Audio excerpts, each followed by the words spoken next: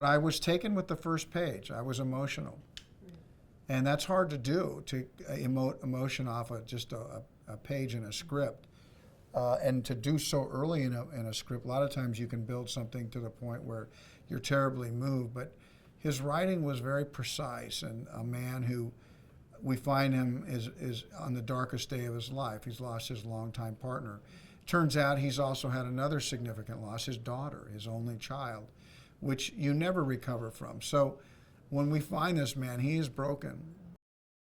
Michael keeps this right on its edge, and what happens is this man continues to raise this child only to be confronted by the other half of the family that represents the father that biologically is the father of this child, because to this point he hasn't been involved. So he's really basically a biological father. The daughter has died, and this child has been raised in this home by these two grandparents. Now there's one, and it happens to be me, and my skill set is not great. My love is great, but my skill set's not. She really commands the screen and ran her family, runs them into the ground, runs them ragged, holds their ears between her fingers, so to speak. So we really needed that strength, and what she's managed to do is iconic, and it does fall on women sometimes to raise a whole family, and she does it so. Octavia stepped into that role and basically has held that family by the bootstraps. The world that she provides is a world that Elliot doesn't completely understand. He just is afraid of it. He's afraid of South Central. But he doesn't, he knows his own world, and he thinks his fence and his alarms will keep her safe. He thinks that music lessons will give her culture, and arranged parties where children come over is what he's going to have to do. But he's not completely equipped. This is a beautiful family down there. Their family has flaws, okay? Just like my family has flaws. And so black and white gets a little gray.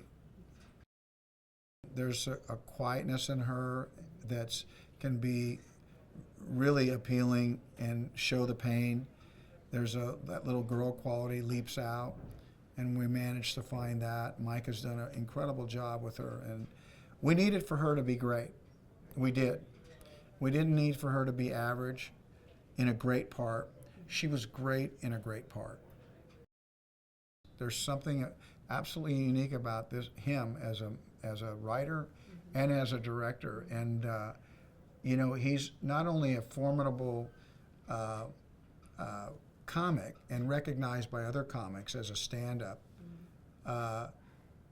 he is on the verge of being iconic, if you ask me, because of his ability to actually direct. So he's gone another step above and beyond. This guy has really directed a beautiful movie. He has managed this set, and I think everything that Mike knows came into focus for this movie. What a find he is. I mean, he's been a good screen partner. He's been fun for me off camera.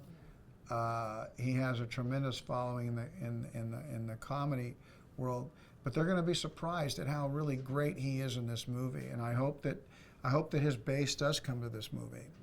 And whether they do or not, those that find Bill and are unaware of his comedy are going to see him as a very empathetic character with a tough job, which is, trying to hold on to a functioning alcoholic. I think that's what can make this movie classic, are these themes where we want to recognize our own love and our own loss. And that Elliot's not a mean guy. Elliot has experienced powerful loss, and he's angry.